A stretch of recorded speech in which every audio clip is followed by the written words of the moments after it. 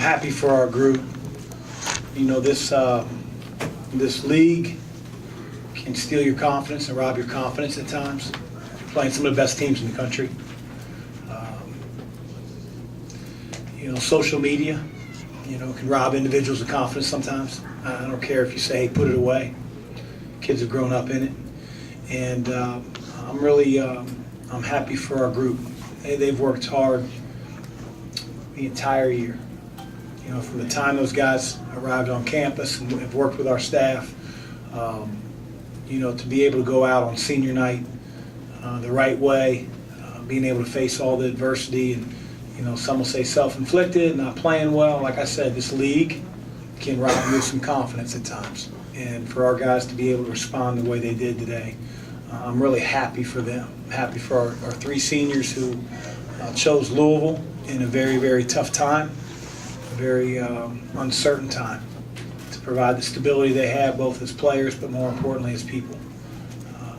And so, you know, we recognize we got one more game, obviously not here, on the road against one of the best teams in the country, but it feels good. I know our guys, there's a sense of relief and feels like a monkey's off our back.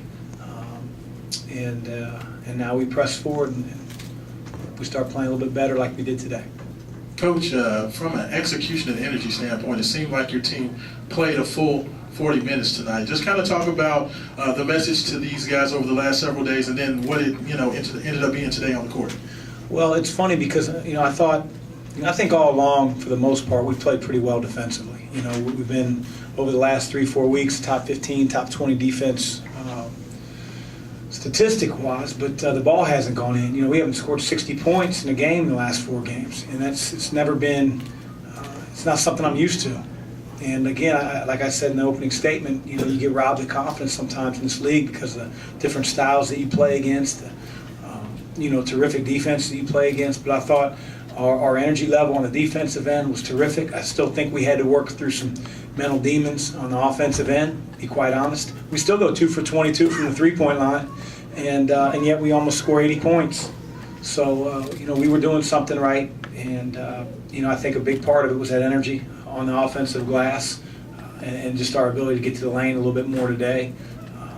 You know, it's, like I said, confidence is an amazing thing in sports. Coach, speaking of confidence, talk about the game that VJ King had today. Great. I'm happy for him. You know, VJ's wanted to play more. He's wanted to play better when he did have his opportunities. And, you know, it's hard to describe how good of a kid he is. And I know people, you know, only see him as a basketball player. So the struggles he's gone through to be able to play as confident as he has the last couple games, he's given our team a boost of energy. And I'm hopeful that, you know, the confidence issues that he's had in the past, just play all out. And I think he's done that. He's given us a tremendous boost on the offensive glass. If you look at his numbers last year, he never offensive rebound. And regardless of how he's played this year, he's done that. And I just think that's, you know, a more aggressive VJ. And so we need guys to step up when others aren't playing as well. I'm really happy. I cannot say enough about his character. That's not lip service. I can't say enough. He never hangs his head. He never hangs his head. He never talks about his coaching staff behind their back. He never talks about a teammate. Well, I would do this. I mean, he's raised amazingly, and he's an incredible person. I'm just glad it's working out here the last few games for him. Speaking of both VJ and Darius playing well today as well, how does that change maybe the dynamic a little bit of what you can do with your rotation? They're two of our better athletes. I know this defensively. Both of them can contain the ball when they're locked in. You know, VJ specifically in the first half was phenomenal defensively. These chest and drivers, those guys are taking bad shots. You know, he's 6'6". You know, he's got really good feet. He's got, you know, great size, and he's playing aggressive on the defensive end. Darius is a game changer. You know, he just has to be a guy that can be consistent and can be counted on. But there are things that he can do that, quite honestly, some of his teammates can't. And that's what's been the frustrating thing at times about DP, because he's got it in him. And when he has nights like today, it's good to see because he's continued to battle and get better. Chris, when you could have played VJ some more minutes in other games. What was it about today? Was it the matchup? Was it something in practice that you saw out of him, or just? I think he's played better in practice. And again, Dwayne hasn't played as well. And, as much as Dwayne's given us all year long, he's still getting his shot. He's still playing. But, that feeling when it's like, I know I can help. I need to help. And he's been working, like I said, like a dog in practice in a good way. And I thought although he didn't shoot well at Boston College, he provided some really good minutes, did some good things, and continue that effort in practice. And again, you play well in practice, you're going to get your shot in the game. You do well in the game, then your opportunities get extended. And he put himself in a great position these last couple of games. You talked about confidence in your opening statement. And what have you done specifically for VJ's confidence when he's not playing against Duke and Virginia here? Another player might have sulked. Yeah, I think it's not so much what a coach will do for somebody's confidence. I really think that's tough to say, hey, I'm going to inject you with some confidence. I think it comes down to VJ finally having enough. He came up to see me and said, Coach, I want to play. I want to do whatever I can for the team to win. I'm not asking for you to, play me 30 minutes a game. And I think that's the first time all year that he's really, put himself out there like that. And again, when you have the type of character that he does and the type of ability that he does, I felt I owed that to him. How recent was that? A few weeks ago. Christian, has given you defense, rebounding. That's been kind of consistent. When he's able to score in the paint like he did, what challenge does that add for you? A lot. He's never been truly a back-to-the-basket player, and he's come a long way. Again, some of the interior players that he's going against every single day don't get scored on by many. But, he's a one-trick pony if he sits on the perimeter. And again, we need him to be versatile. And it really starts with his energy level because he can keep balls alive. He can get offensive rebound. He can get stick backs. There's nothing that's stopping him from doing that. We tried to position him on the floor in our offense a little differently today to try to take advantage of some of the things that he can do. Slip into the rim and get him running on ball screens towards the basket rather than out from the basket. Getting him to offensive rebound from outside in versus inside. It's tougher for him because he's not the bulkiest guy in the world. But he's a difference maker on the defensive end. What kind of things did you do inside to get that kind of advantage? I think it was 46-26. What was the emphasis there? We've been, if anybody's been at our practice, it seems like all our practices are open lately. We've just been warming it up. We do some caveman drills to try to bring out that toughness and fight. This group hasn't been used to that. But I'm just a firm believer that you earn what you get, man. You get what you earn. If you shoot 2 for 22, figure out a way to get those 20 misses. Figure out a way to limit another team to one shot. Punch them in the mouth, figuratively, and go get the basketball. And I think our team took a step forward with that. Really, the last couple games, we didn't play very well offensively, but we got 18 offensive rebounds at Boston College, and then we followed that up today with, winning the Battle of the Glass by 19. That's who we need to be. What is a caveman drill? Anything that requires, some physical toughness.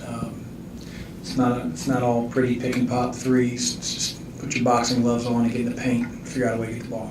Coach, there was a point during the game when VJ had his drive, score, count the basket. The team kind of rallied behind him and embraced him. Can you sense not only the coaching staff but him just almost a relief to see VJ kind of?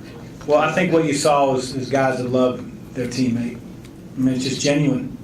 When VJ scored, I think everybody on our bench was up, and it was you feel like every point with where our team's been offensively the last 4 games is a relief in and of itself. But when a guy like VJ who's going through a lot sticks it in and makes such an effort play to get the ball, I just think the love that his teammates have for him was genuine. You could see in that moment.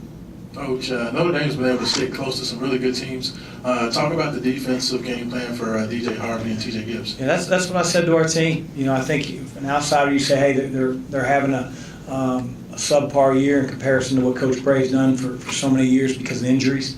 And but what I see is a team that was playing well of late, just like Boston College. You know, they were playing well. You know, Virginia, it's a one-possession game at Virginia with 20 seconds left in the game. You know, at Florida State, much like us, they were in charge of the game virtually the entire time. So we felt like Notre Dame was coming in with a lot of confidence and playing their best basketball of the season. And they had nothing to lose. And, you know, they probably look at us and see the box scores that we've put together the last few games and say, hey, we can get one. So, you know, it says a lot about our team that we've been a really good defensive team ever since the Pittsburgh game at Pittsburgh. And it's why it's allowed us to have opportunities to win. We haven't always won. I know that. But at the same time, it's given our team a chance to win, to be in one-possession, two-possession games down the stretch. What does it say about Jordan's growth as a player that he can go 1 for 6 from 3 and have 20 points and 11 rebounds? I mean, I'm not sure we would have seen that earlier in the year. Yeah, and I think that he did some gritty things today. And I think sometimes in Jordan's short time in college, in the first 2 years, it's been one of those things where if his jump shot's falling, man, now his energy level's up, he's rebounding, he's out on the break. But if his shot's not falling, it's a little bit easier to sort of disappear in those areas. And I thought he didn't do that today. You know, he missed a few threes, some good looks. You know, we ran some stuff for him, but, you know, he had an offensive rebound to start the second half, which I felt like in past games he'd be at the three-point line sort of watching, hoping Dwayne and Malik get it. And we need to be firing on all cylinders, and Jordan giving that type of energy in other areas is huge for our team. And we need that type of growth to continue. Chris, you've got a break coming up a little bit, 5 days, I guess, between you. You look at that as a good thing. Do you think this team needs a little bit of a... I do. We're going to give them off a couple days. I mean, we're going to lift on Tuesday, but, you know, you have the mandatory 1 day off. But I'm going to give them a couple days to focus on their classes, get away from the game and come back and be supercharged and refreshed to start back on Wednesday on the basketball court.